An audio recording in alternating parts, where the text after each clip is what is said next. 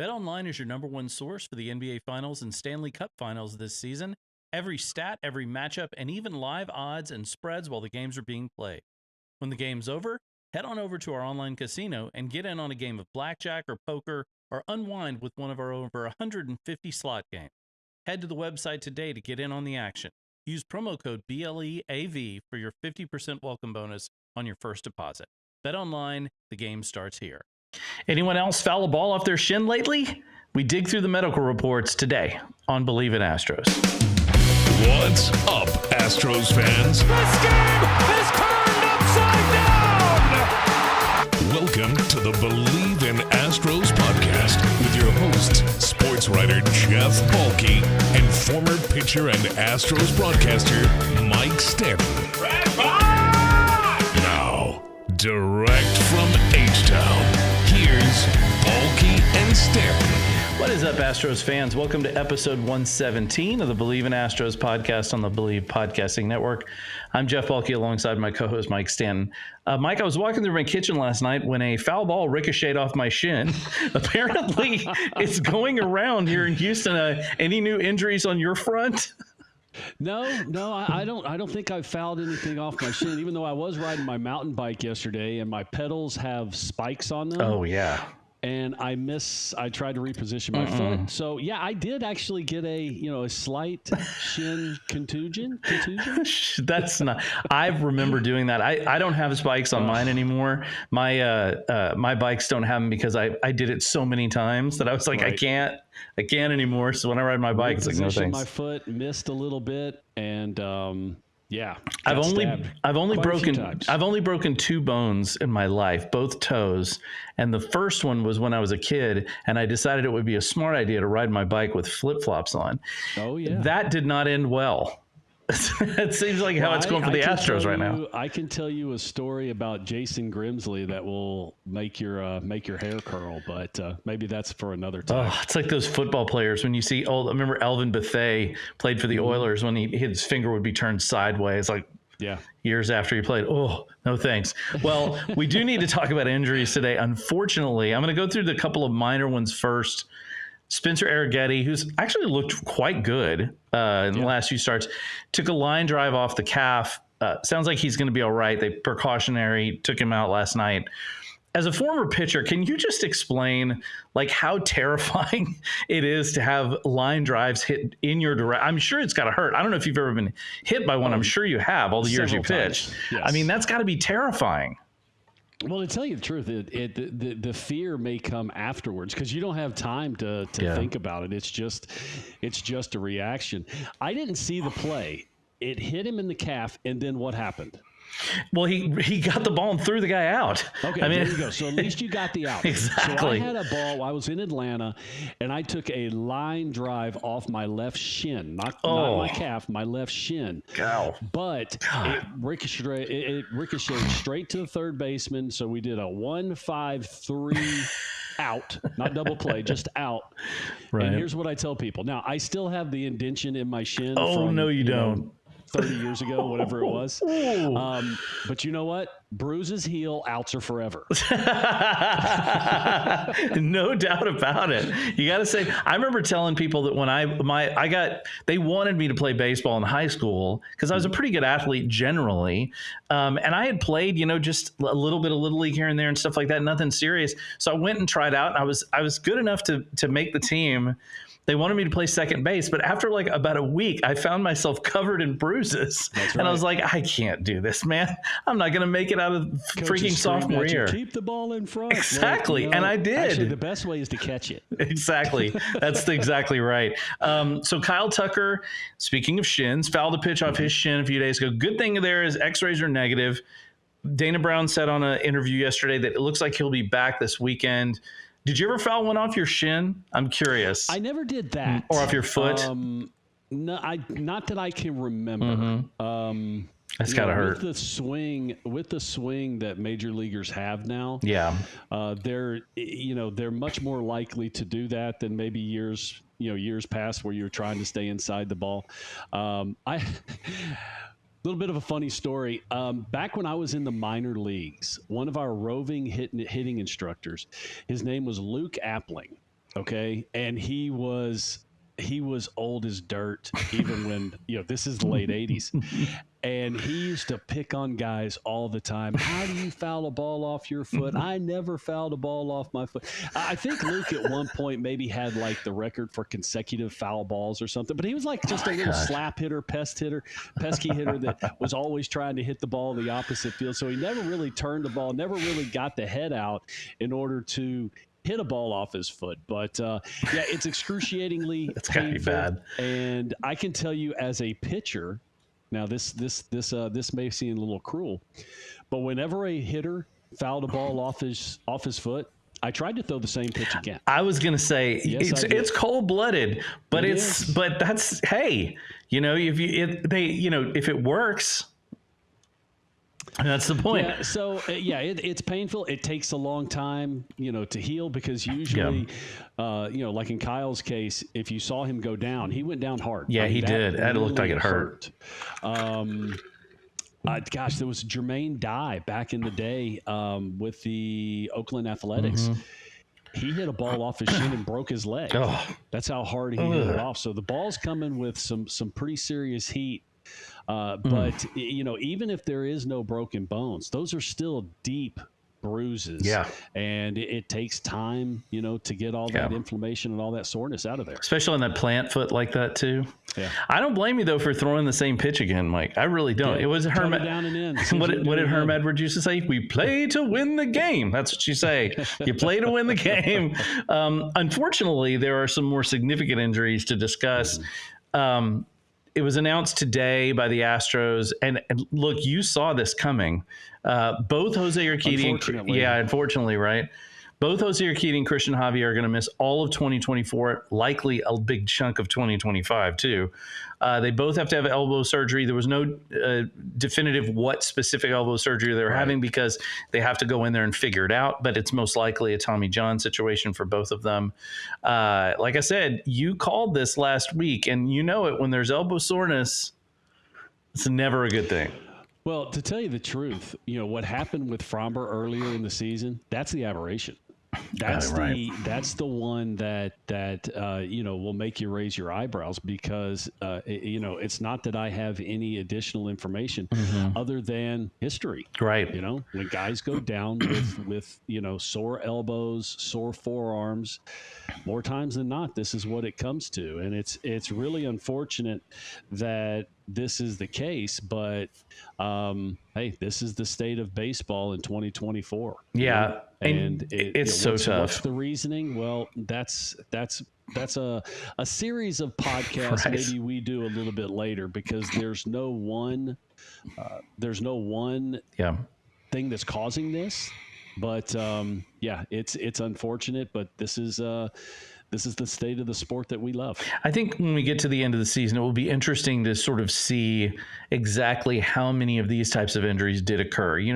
They talk about how we haven't really had the data to determine things on like sort of what's behind all this. And you and I have talked about it a little bit. And of course, you've been very outspoken about.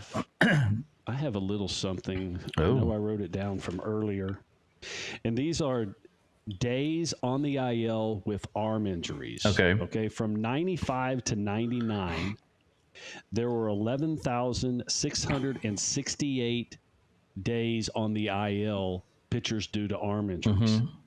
In 2023 alone, there were 31,558 days on the IL with arm injuries. That is unbelievable. That's 3 times as many.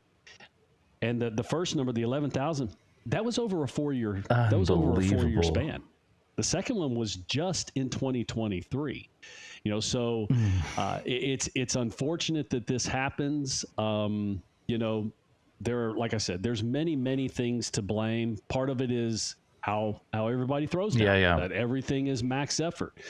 But there's a lot more on that list, and including and not exclusive, how much these guys play amateur baseball. Yeah. I've got 11, 12-year-olds that play 135, 140 games a year. And, heck, as bad as it is for these guys having surgery, and again, we don't definitively know it's Tommy John, but we have an idea. But we're not paid to speculate. That's right. But it's how about the 12, 13, 14-year-olds that are having Tommy John? Kids in college have it. I mean, it's on a regular basis. High school, same thing. So, this is just one of the things you're going to have to put up with because God did not design us to throw overhand. Yeah, no doubt. That is a striking statistic. You just came up with 3 times as many injuries in 1 year as there were in 4 previously. I mean, that's just remarkable. And, when you look at the Astros right now, right, we know that they do have some people coming back, but they only used 8 pitchers all of last year. Now, that's a remarkable number, right? That's an aberration also. That's an aberration, exactly. They've had 7 on the IL this year, starting pitchers. It's just... Now, a lot of those, several of those were part of the 8 last year. Correct. They were carryover. You're right. Now, right now, it looks like Luis Garcia and Lance McCullers are making progress. They're both due back roughly around the All-Star break-ish. But you also have to start. There's another thing to think about in this, and I'm very curious. I was thinking about this morning. I was wondering what you would think. Right now, Spencer Arrighetti and Ronel Blanco are heading into uncharted territory for themselves. Mm-hmm. Neither of them have ever thrown. I don't think Arrighetti's never thrown more than like 100 innings. Ronel Blanco, I don't think, has done more than about 120. They're going to be relying on these two guys to throw, 140, 150 innings. That can't be good for them. And there's got to be some kind of law of diminishing returns with their pitching over time, just getting tired. We saw it last year with JP France and with Hunter Brown. I'm just wondering what you think about all that as well. So the general rule across baseball is 20%. Whatever they threw last year, you increase 20%. Maybe that's on the conservative side. Mm-hmm. Maybe it's 50%. But the problem, and again, I mean, what is all this for? It's with the idea of keeping your pitchers healthy, right? Keeping them from going through what Urquidy and Cristian Javier are going right. through. Does it work? Not usually. Usually if you're going to get hurt, you're going to get hurt. I look at both of these two in different situations. Arrighetti's still a relatively young guy. He's at the beginning of his career. He's throwing the ball extremely well now, and we've seen him make big adjustments from his first few starts to where he is now. But Ronel Blanco is a little different story because you're talking about a guy that is in his 30s. You're talking about a guy that is much more of a veteran, and he is developed. And developed, I mean physically developed. Now I'm not talking about how big his muscles are. I'm talking about his joints. Right. And because that's where the real issues come in. That there's a reason why experts will say a major league player is in his prime. 26 to 30. Okay. Right. Well, guess what? 26 to 30 is when a human male fully develops. Right. All those big arms that are in their early 20s that are, throwing 100 miles an hour, they're not finished developing. Their joints aren't completely closed. And that's why a lot of the time, those guys are getting hurt because they're just physically not able to carry the stress of those high velocities over a long period of time. So, I look at Blanco just a little bit differently. He's throwing a lot of off-speed pitches, okay? And especially with the changeup maybe isn't quite as max effort of pitch as a fastball. Right. You don't see him really adding and subtracting on his slider as far as the velocity is concerned, and you don't see him really overthrowing. So no, that's true. The other problem with this is you have to find that very, very thin line. Maybe the line doesn't even exist between keeping your players healthy and winning baseball games. Right. Because your job isn't to keep players healthy. No. Your job is to win. And, with the hole that the Astros have dug earlier in the season, and we've talked about this already many times, that, they need those dudes on the mound. They have to have their horses on the field to continue to try and dig out of this hole and get back to relevancy and get back into the race. Yeah, it's such a mess because they've gotten themselves so far behind the 8 ball that it's putting them in a difficult situation. While we were sitting here chatting, I just quickly glanced at Baseball Reference. Blanco, the most innings he's ever thrown in a season were 88. Okay. That was back in 2017. Now, Spencer Urquidy, just in 2023 through 124 innings. So at least we can say, okay, in a season where he split between AA and AAA through 120, that's 124 innings, nothing to sneeze at. So if we do use some of that math, you could say, okay, maybe he should be able to handle 140, 150 innings. Yeah, you're looking at 150, maybe 160 innings. Right. But again, it's you have to determine. Right. Listen, you hate for guys to get hurt, and I understand the dilemma in the minor leagues because that's about player development. But, right. And major league organizations, Astros are one of the best at it, but they're all much better at what they used to be, which is you ride a guy till he breaks, and then you roll him to the sideline, and you put somebody else in there. Yep. They're much better. They're much better at that. But there still has to be a little bit of that because your job isn't to keep someone healthy. Your job is to win baseball games. Oh yeah, and then try and keep them healthy. It's such a complicated scenario in a season that's as long as baseball. Answer. Yeah, I mean, it's a grind. There's just no other way around it. And you're right. The ride somebody until they fall apart is, that's in football, they call that the Patriot way. And it's like that is a recipe for success for the most part. You just got to hope that you can, your guys can stay healthy and you have someone behind them ready. The Astros have done that pretty well, but it is a lot to ask of a pitching rotation when you have this many injuries. And they're just fortunate that they haven't had that many injuries to their bullpen. And their bullpen has been really good in these past few weeks. Speaking of good, Alex Bregman and Yordan Alvarez are starting to look more like Alex Bregman and Yordan Alvarez. Now, Yordan, I think we all understood he was in a slump. He's probably going to come back. But Bregman, he's really starting to put together some good numbers. He's had, I think, 5 homers and recently. That's a big deal for the Astros in this lineup. If you get those two guys going, because you've seen great consistency from Jake Myers, you've seen great consistency from Jeremy Pena, of course, Jose Altuve. If you get those big bats rolling, they're certainly going to be much better offensively, and that should help their pitching. Oh, no doubt. I mean, offensively, this really hasn't been a problem for this team this year. Yeah.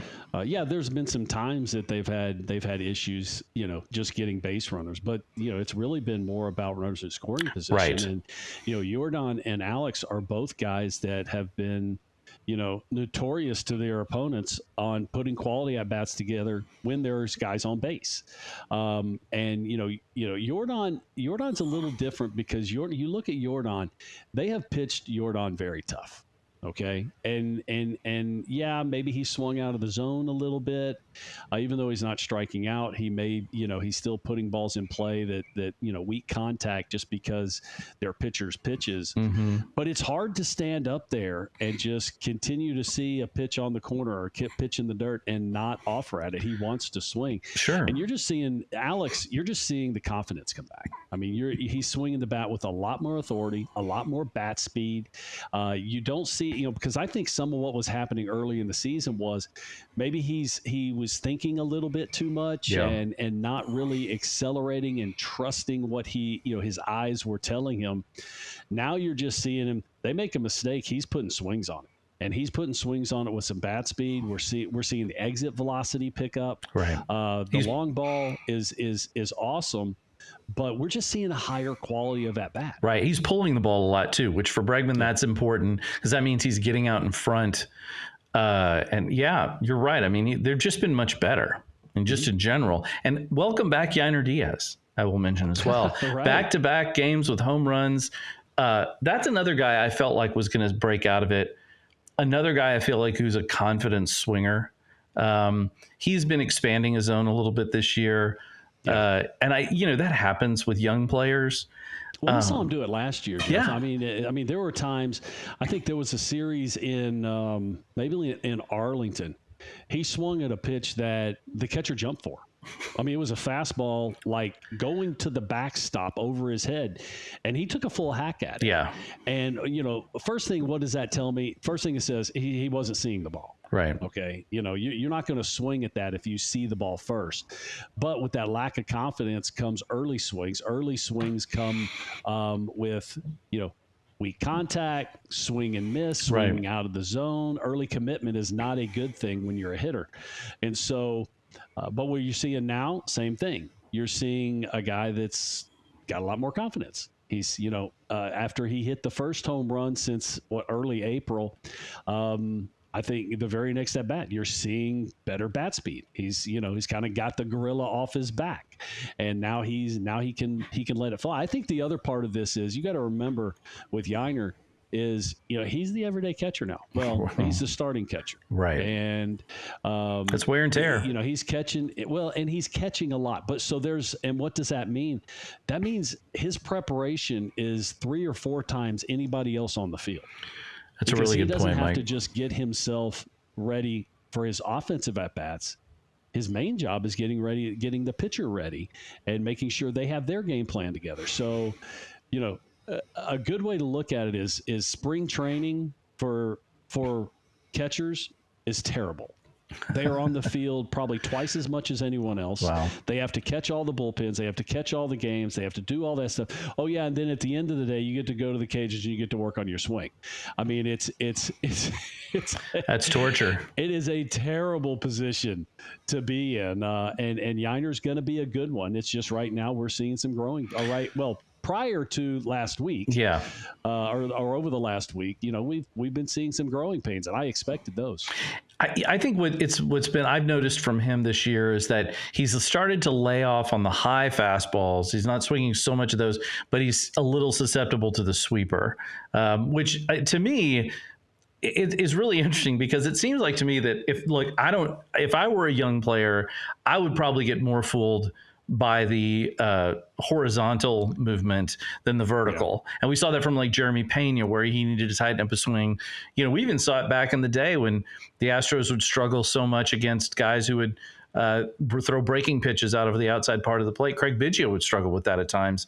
So it's obviously something you just have to adjust to. Well, that's that early commitment I talked about.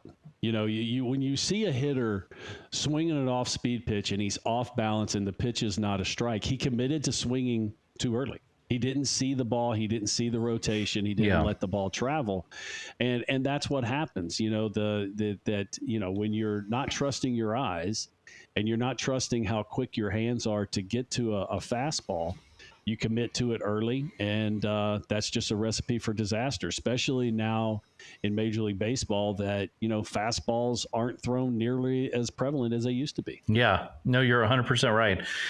One thing I wanted to touch on from last night, there was a play where Cards hit a home run. It was landed in the first row of seats. Mm-hmm.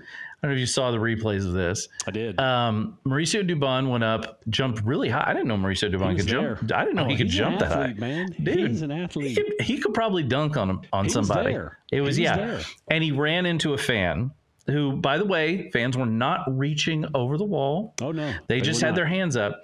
And there's been a lot of debate online today about what the fans should have done or should not have done.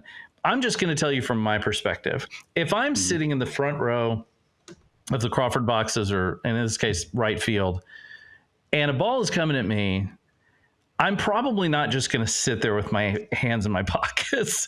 I'm not going to probably duck. I'm probably going to, if nothing else, I'll probably protect my face because it's the moneymaker. I'm going to get those hands up there.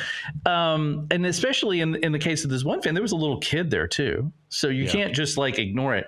So I feel a little bad for them because, in that bang bang moment, it's probably never happened to them before. Who knows what the hell you're going to do? Probably won't happen again. No, you might run. You might. Who knows? You might hold your kid up in front of you to protect you. You don't know. And so I feel a little bad for them for taking so much crap for something that really who knows what you're going to do out there. So he didn't do the fan didn't do anything wrong. Okay, the ball's coming at him. He put his hands up there. You're really not thinking about the play.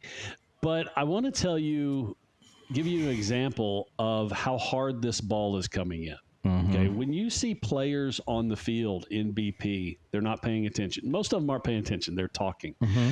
Yeah. And there's a lot. And we used to have coaches call it the rock pile. You have 4 or 5 guys together. It's a rock pile. Break up that rock pile.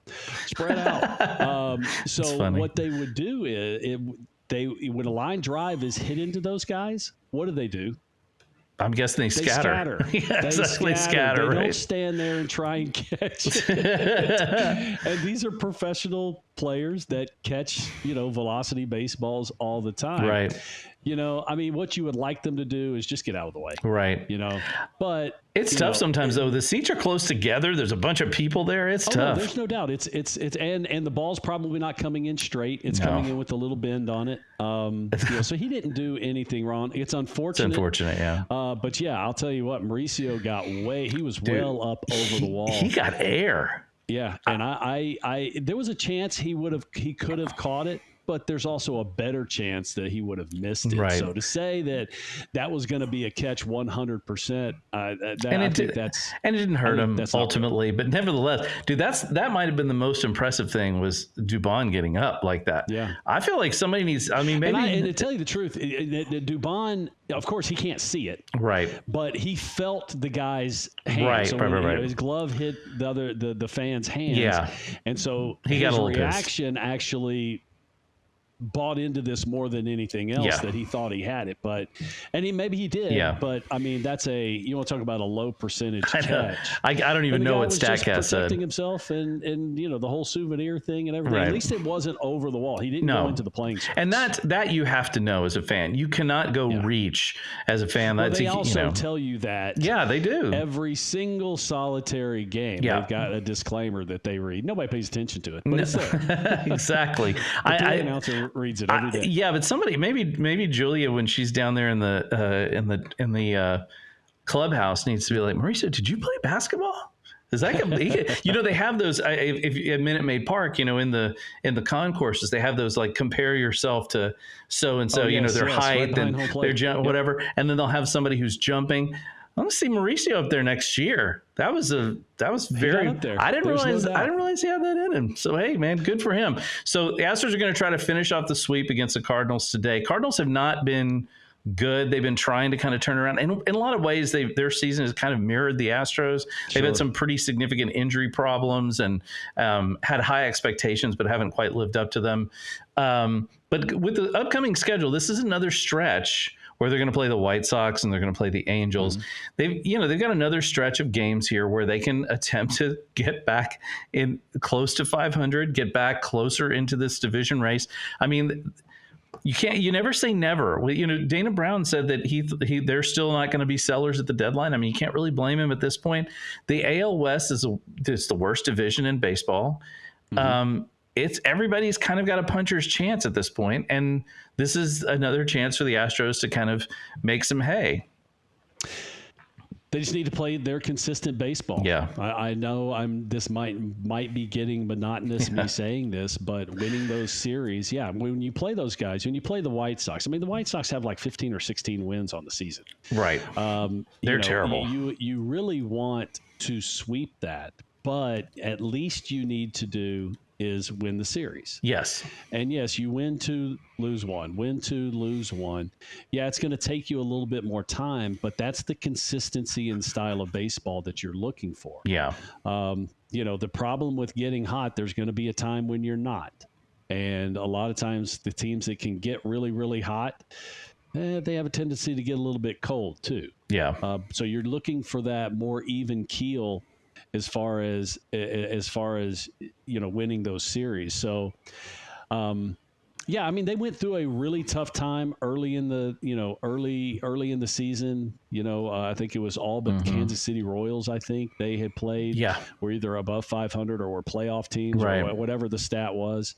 But you know what? They didn't play good baseball. No, they did not. That's absolutely was the bigger true. Problem wasn't necessarily the teams they were playing. No. It was that they just weren't playing the baseball that we're used to seeing the Astros play. So that to me that was a much bigger issue. But yeah, listen, everybody plays everyone.